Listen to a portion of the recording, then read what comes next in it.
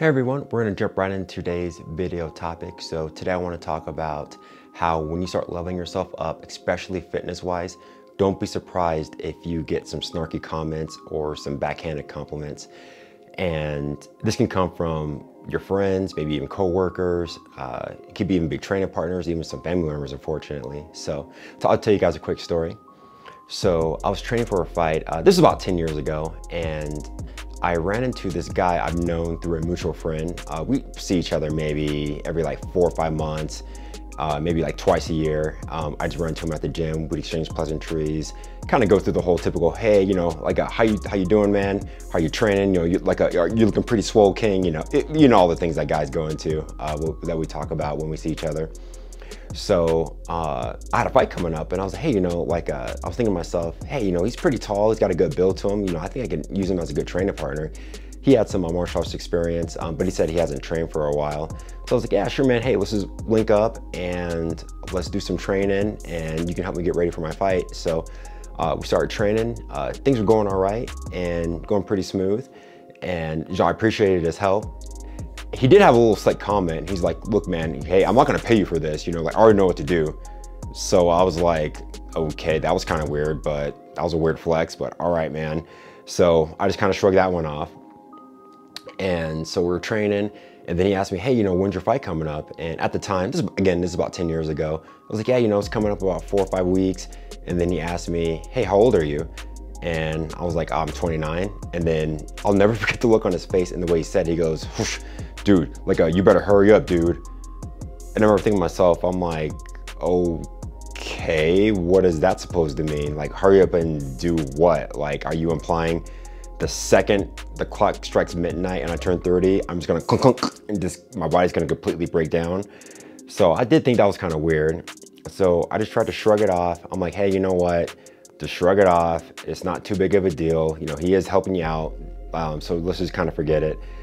But it always kind of stuck with me, and I always wondered why he said that and why he felt the need to say it to me like that, because, like, you know, at least I thought we were friends, or, you know, he's doing me a favor, he's trying to help me out, get ready for my competition. But I just don't know why he felt the need to kind of say that little zinger, that little slick comment. So I was like, all right. So I just tried to shrug it off, no big deal. So we keep training, and then it was about 2 weeks before the fight. He's like, yeah, man, you're looking really good, and he's like, man, you're gonna win. And then, now remember, he's been helping me for about 2 months. And then so I was like, hey man, you know, like I really want you to come to the fight. You know, why don't you and your girlfriend come? And back then the tickets weren't too expensive back then. I mean, local fights can be pretty expensive now. They can be anywhere from like $45 to $50. But back then it was like $25, $30. So I told him, yeah, man, I got some tickets for you. And he's like, yeah, how much are they? I was like, $25, which I thought was actually pretty reasonable. So I don't hear back from him, right? So I'm like, okay. And then later on, he sends me like this long paragraph talking about how he's trying to save money and he's trying to budget things and he's not gonna be able to make the fight. And I'm thinking to myself, I'm like, dang man, really? You've been helping me for almost 2 months, about once or twice a week, and you're not even gonna come to my fight? And then he's like, yeah, man, I'm just trying to like save my money and trying to budget things. So I'm like, hey, okay, I didn't press. And then he comes to tell me, he's like, yeah, man, you know, I'm gonna be out of town for a little bit. I'm like, oh, what's going on? I was like, oh, well, me and my girlfriend, we're going skiing.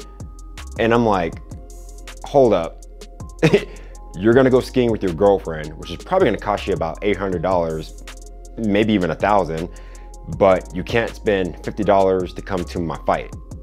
So I thought that was a little bit, that was kind of strange. So I was like, all right. So thankfully I ended up winning the fight. It was one of my best performances, so things all went good with that. But this always kind of stuck with me all these years. So basically, just don't be too surprised if you start improving or get yourself on a diet plan, you start weight training, you start getting in better shape. Like, don't be too surprised if some of your friends or family members, people that you really trust, start having like little slick comments. I think what it is it's like a direct reflection on them. Like, you're being disciplined, you're following a diet plan, you hired a trainer, you're getting yourself in shape, you're making improvements, your clothes are fitting better, you're looking better, you're getting more confident. I think it kind of just shines a mirror back on them and some of their insecurities and inadequacies.